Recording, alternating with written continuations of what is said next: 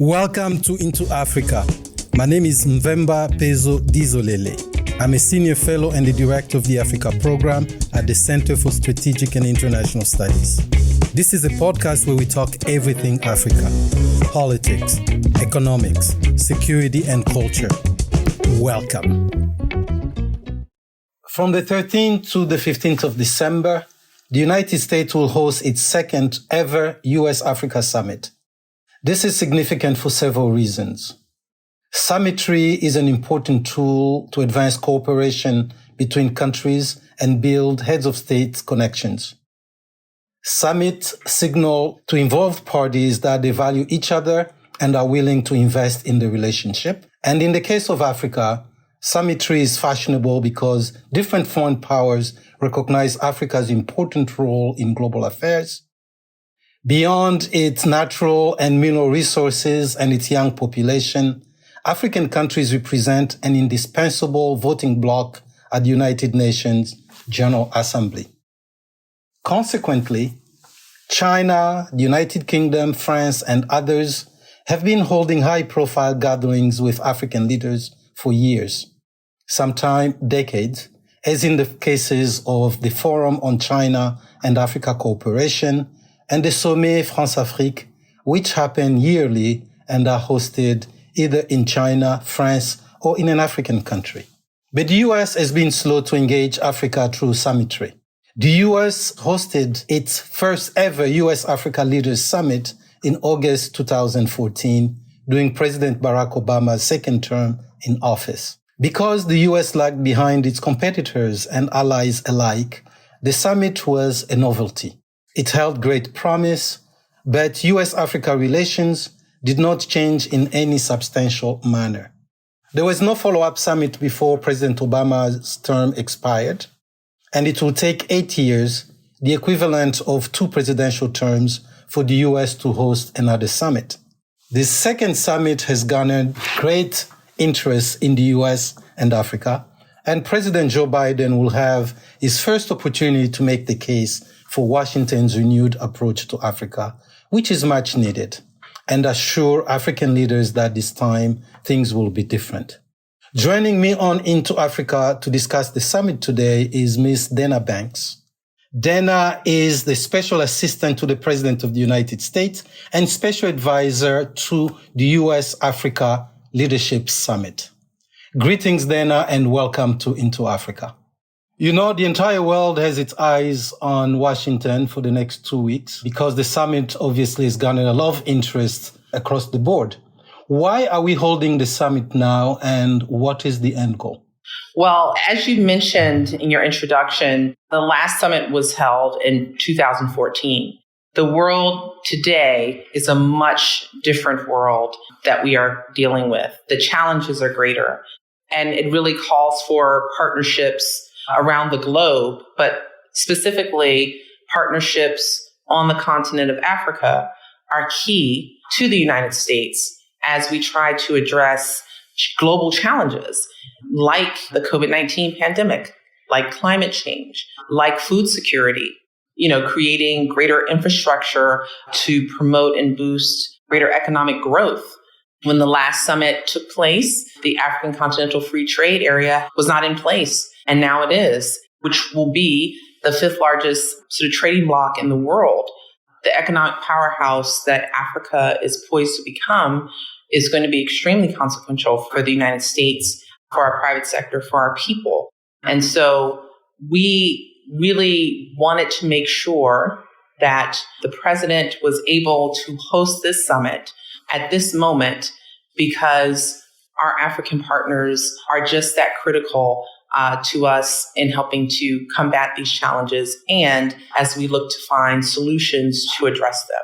So it really is an exciting time. We are also looking forward to the 49 heads of state and government and the African Union Commissioner coming to Washington, to the president and the vice president, hosting them, engagement across the cabinet and senior officials across the U.S. government departments and agencies for 3 days in December. It really will be an exciting and impactful moment in terms of our engagement with the continent. The United States has been engaged quite a bit across the continent, do a lot of work with humanitarian, investment, heavy lift on security. We saw Secretary Blinken, Administrator Samantha Power, the ambassador to the UN, Thomas Linda Greenfield, visit Africa several times. But the U.S. has not held summit regularly in the way that other countries have. What is the background or the reasoning behind it? Or is it just something that happened? For us, and our position is that it's not just the engagement or the summits. Summitry is a very unique, very large undertaking, but is not the end of the engagement. And as you said, the United States has had and has a long history, an enduring history with the continent, going all the way back to the founding of the Peace Corps, going back to when African countries first gained their independence and how President Kennedy and throughout the subsequent administrations engaged with leaders on the continent. And, up to the late 90s when the HIV and AIDS crisis sort of reached its peak on the continent and President Bush established the President's Emergency Plan for AIDS relief, what we know today as PEPFAR, that is now recently celebrated its 20 years of existence, and the millions of lives that were saved across the continent because of that, as well as the President's Malarial Initiative. But also, going back to the cultural exchanges, the Fulbright program, and various educational and exchange programs, the Young Africa Leadership Initiative that was recently established, that recently celebrated its 10th anniversary as well. So we have a history. We have a strong history. We have an enduring history. And really, the moment to meet and to talk about the current challenges is why this specific moment was selected for the summit. But the summit is not the end of the engagement. I encourage you and I encourage others to look at the announcements that will be made during the summit, particularly as it relates to the follow-up, the engagement following the summit, and how we will posture ourselves again to work with the continent to address challenges and lifting up opportunities, new ways where we are looking at additional actors and stakeholders who are really not new, have been there all along, the diaspora, how we will posture ourselves to incorporate greater voices from the African diaspora who we play host to here in the United States, and the strength of those ties and how those ties can be used to partner to create stronger policy, because the more voices that are engaged in this process, the stronger our policy will be. So again, the summit is not the end of the engagement. It is a critical moment, but it's really about what happens after the summit that we should be evaluated on. The United States has done a lot on the continent. There's no doubt about it. They've engaged for decades now, as you said, going back to even before independence for a lot of countries. A couple of things that I want to focus on a little bit. So on one level, you mentioned a number of initiatives that had taken place that have been initiated before, if I can repeat myself there, PEPFAR, PMI, and others. And then during President Obama tenure, during his 2 terms, by the time President Obama hosted the first summit, he had already visited Africa a couple of times. He had been to Egypt, where he addressed the Muslim world in 2009. He had been to Ghana that same year and addressed the parliament and the Ghana parliament, but really addressed the entire continent, talking about support for democracy and the end of strongmen. And then he also had been to Senegal, South Africa, Tanzania, and announced Power Africa. So when the summit took place, there was already this momentum between the African leaders or the African continent and the U.S. We had another 8 years, as I said, where relationship happened differently. The world didn't stop. You have described that the world has changed quite a bit since then. Africa itself has changed quite a bit. But we have not heard a lot of signal to commitment in Africa over the last 2 years with President Biden. If that has been, maybe we have missed it. How do we bridge that gap as we go into the summit? If I may, I think you may have missed it. Indeed, the momentum is there. Secretary Blinken launched this administration's strategy towards sub-Saharan Africa on the continent in August of 2022. And really, the summit is outward demonstration, active demonstration of many of those themes from the strategy, as well as, and you mentioned it in your introduction as well, we've had Ambassador to the UN, Linda Thomas-Greenfield, travel to the continent a couple of times. When Secretary Blinken rolled out the strategy, it was his second trip to the continent. I had the pleasure of accompanying him on his first trip in November 2021, where he gave his first major policy speech on Africa. And we talked about, in that speech, he talked about the type of engagement that we are seeking with the continent, a mutually respectful engagement, a beneficial engagement, and how we would treat our partners, our African partners, as true partners, but really looking to elevate that relationship. And those themes were drawn from the president's remarks himself in February 2021, early on in administration. His first engagement really with African leaders was his message to the African Union Leaders Summit in February 2021, where he laid out his posture and what the administration's posture would be in terms of our engagement with the continent. So, our engagement, the momentum, as you say, is evident. It's there and has been since the early days of the administration. And the summit next week is just perhaps the biggest open demonstration of that. And he's really looking forward to hosting all of the heads of state and heads of delegation here for that. Thank you for that reminder, Dana, for the speech that the president gave. But I think this was in the midst of the COVID pandemic. And it was a big pronouncement, but I think Africans want to hear more. Secretary Blinken, Administrative Power, and Ambassador Linda Thomas-Greenfield they've shown a lot of commitment in that space. But I think Africans have still been wondering. I mean, when we consider the previous administration that had gone kind of silent on Africa, so to speak, quote unquote, those are my words, not theirs. But before that, I think there was a flurry of engagement through the Obama years. And of course, PEPFAR that you'd mentioned. I think that's what I'm referring to. But let's go back to the summit itself. You mentioned 49 heads of states and government and so on. Is that the number that we're expecting at the summit? So far we have, or as of today, we have confirmation of 49 heads of delegation. So whether it's at the head of state level or the head of government level, 49 heads of delegation from the invited countries, plus confirmation from the African Union Commissioner, Moussa Faki. So all of the countries who were invited and the AU by the president have confirmed attendance.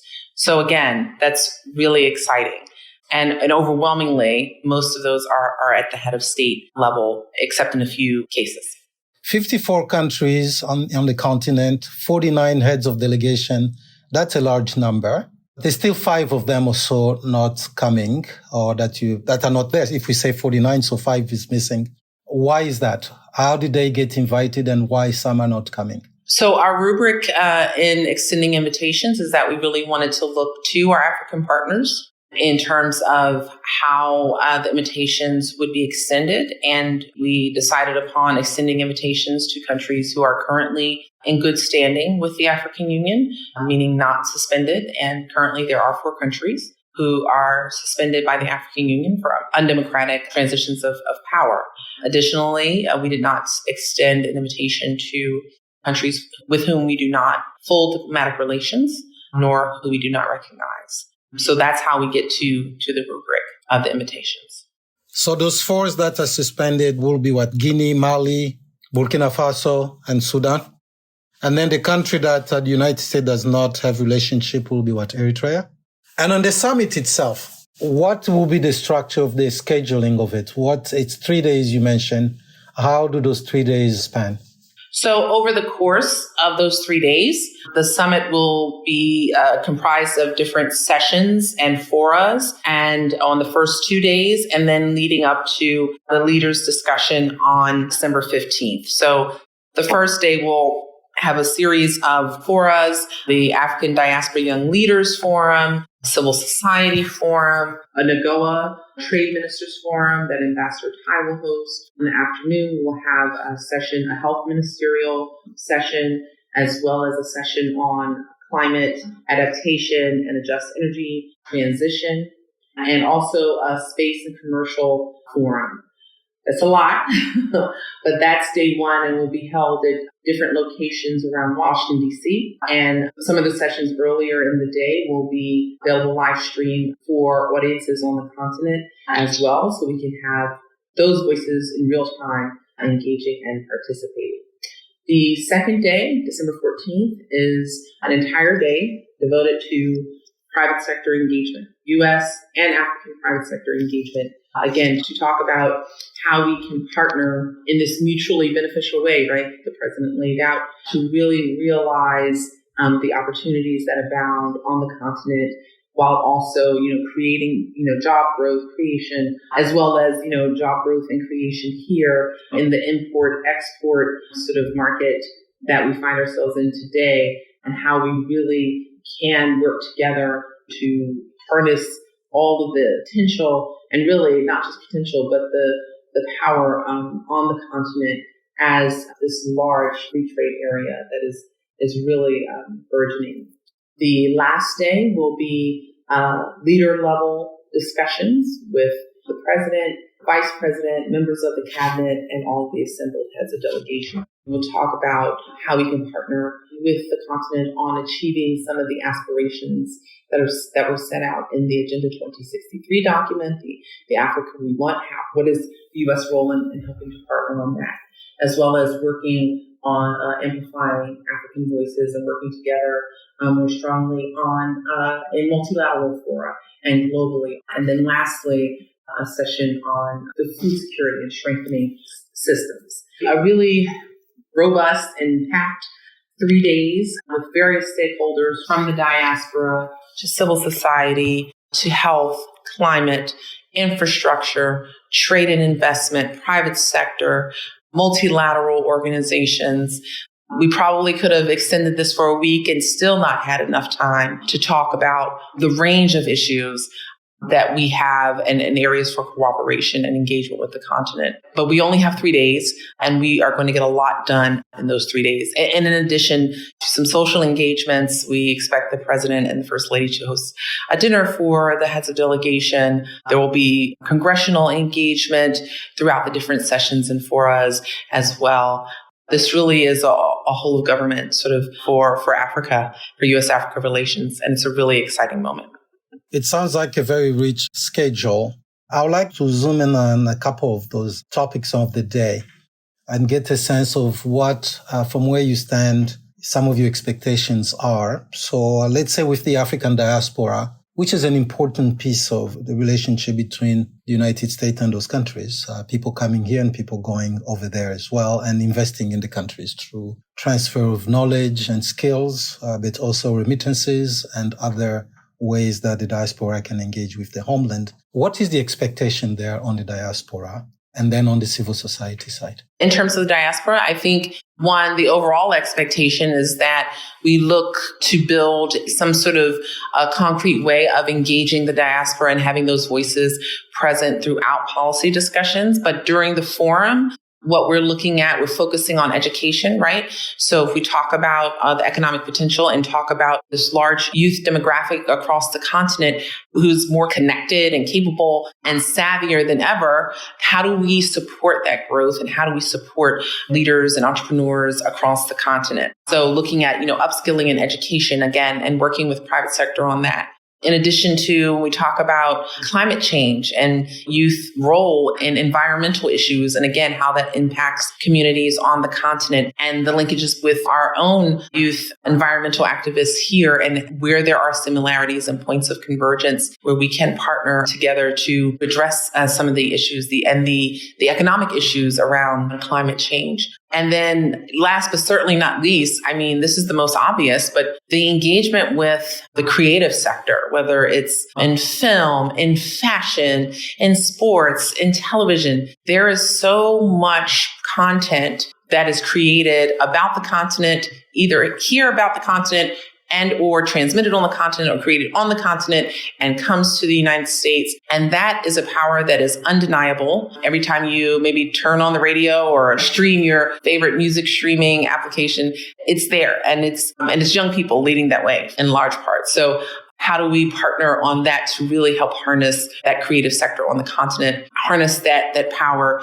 and get greater access to the American market? On the Civil Society Forum, we're looking at the various voices that we have invited and that we're bringing into the conversation to talk about inclusive democracy and having, diaspora voices as part of our policy process and how that strengthens the policy. Having a breadth and a depth of voices across various sectors can help to create a stronger democracy. So a chance to really lift up and listen to some of those voices who are shaping the future of their countries on the continent. And as you know, we work very closely with our embassies and USAID missions in the field in engaging different sectors of civil society, and whether it's on exchange programs or other programs that we have, how we are uplifting these voices. So it's these types of voices that will really speak to an inclusive democracy. Some of the themes that were laid out as well in another summit that the president hosted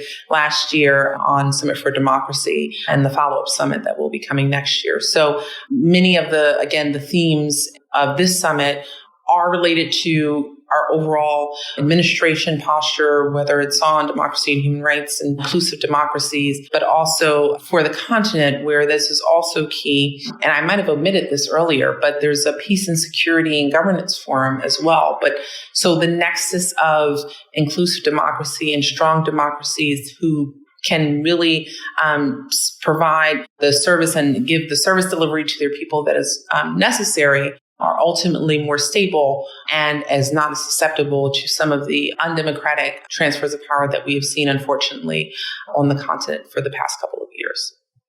Yeah, I wanted to also ask you about the peace and security. You have delved a bit onto the diaspora and civil society. On the peace and security, beside democracy, what are some of the expectations that you have, or anticipation at least you have, from the Africans as well?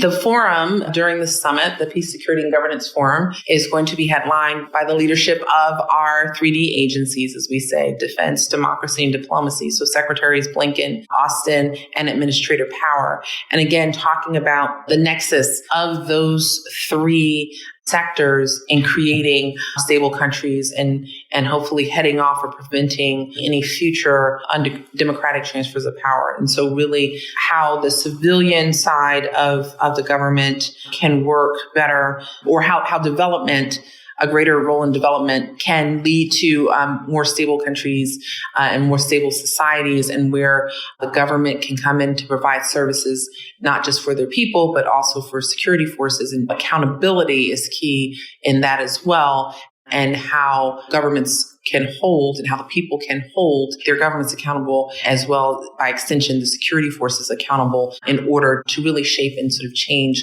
the landscape in terms of overall security for their countries. So that discussion will have sort of a mix of audiences from those three sectors, represented from the various countries, and as well as civil society and our own departments of defense, State Department, and U.S. Agency for International Development. As we have seen and acknowledged in recent legislation that was passed called the Global Fragility Act, but also the resulting program that came out of that to promote stability and reduce the chance for conflict. And the countries or the target areas on the continent are Mozambique, where we've seen sort of this resurgence of terrorists in northern Mozambique, but also in coastal West Africa, where those countries on the littoral coast are susceptible to some of the instability streaming from the Sahel. So how to work in those three components on the diplomacy, defense, and development side to assist those governments as they try to fight off this threat that's moving down from the Sahel. It really is a very timely and poignant topic and forum, and I think what we hope to see out of that is that partnership, some experiential peer learning from other countries to help bolster their neighbors, because that's really what this is about. We have no greater interest in promoting stability and preventing conflict on the continent than do neighboring countries on the continent who are susceptible to some of this instability. So it should be a really good, practical, and useful discussion with some concrete outcomes in terms of how to partner to achieve some of these goals. So you also mentioned the business sector. Early on, you did refer to the African Free Trade Continental Free Trade Agreement. What are the expectations in that space? I mean, one area you referred to the Africa strategy that Secretary Blinken launched out of Pretoria on his last visit in South Africa there. I mean, the strategy is strong. There's a lot of interesting points, namely focus on partnership with Africa, but also respecting African voice, meaning the agency as countries. The one thing that was not front and center was the private sector. This time you'll be holding this one day of meetings on the private sector, business so on. What's the vision there? The vision for the business forum? That's easy. The vision is that we've heard loud and clear from our African partners through engagements, trips I've been on, accompanying Secretary Blinken on the continent and various other officials who have traveled to the continent. We all compare notes, and what we've heard is that our African partners want greater U.S. private sector engagement in their countries. So we, as the government, we do what we do best. We are playing the convening role in convening the private sector. We have about 250 both American and African companies registered to participate in the business forum, along with the heads of state, obviously, and philanthropies, investors, private investors, institutional investors, to come and to talk about, investment and our trade and investment posture overall as the United States, but then in key areas such as agriculture, supporting a digital transformation on the continent and what that looks like. In infrastructure, it's a big focus for us in this administration. So having a discussion about greater infrastructure investment, and particularly when we look at energy in the energy sector, as well as in healthcare, all of these key topical areas that really do, taken in total, comprise what is infrastructure and what is needed for the continent to really realize its full economic potential and to grow that. We are very excited to play that convening role because, again, government can't do it alone. The private sector has to play a role as well. And so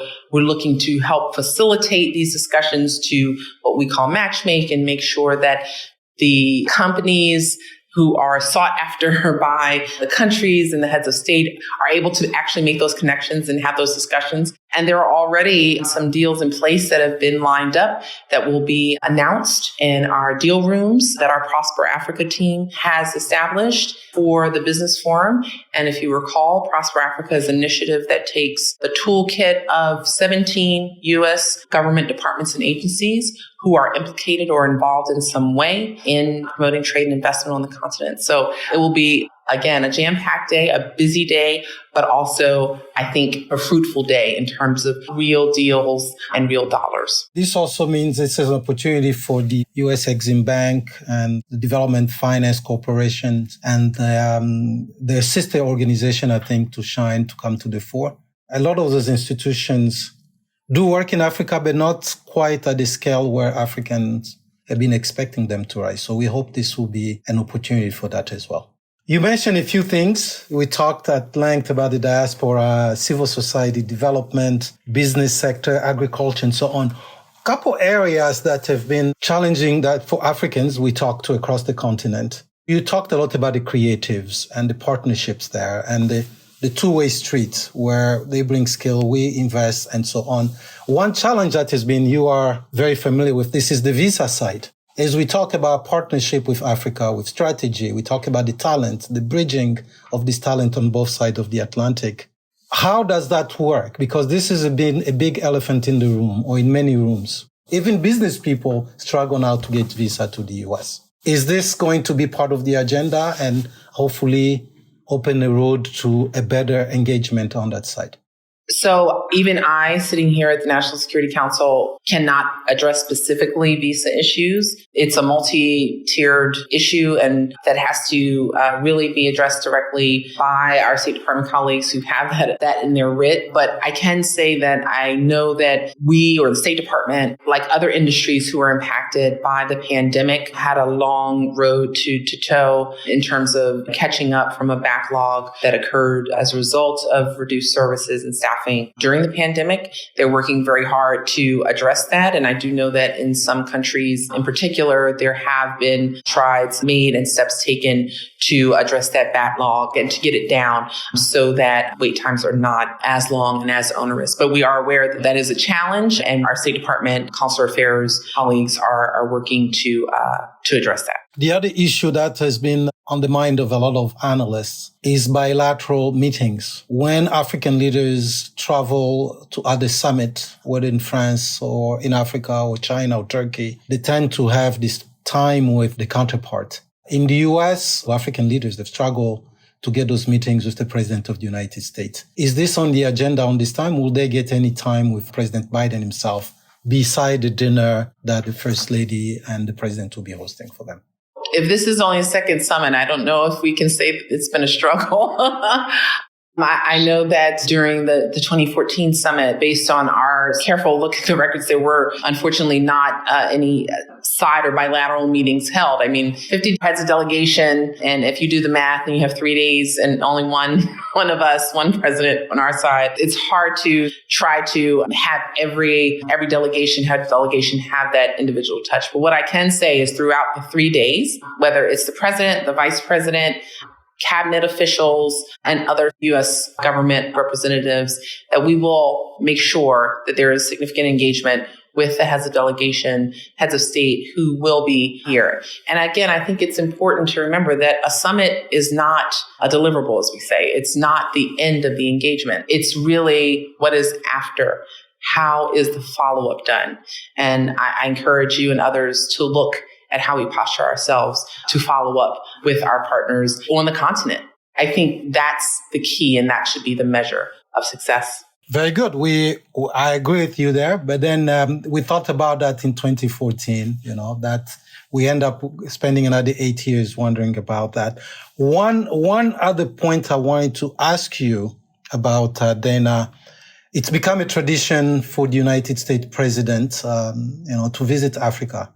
Bill Clinton, President George Bush, President Obama. That didn't happen over the Trump years. People have been waiting to hear whether President Biden will be visiting Africa and when. Well, I think they'll have to wait a little bit longer. We'll see what's announced next week. Thank you very much, Dana Banks, for joining us today. We really appreciate this conversation. Thank you so much. Enjoyed it. Thank you for listening. We want to have more conversations about Africa. Tell your friends. Subscribe to our podcast at Apple Podcasts. You can also read our analysis and reports at csis.org/Africa. So long.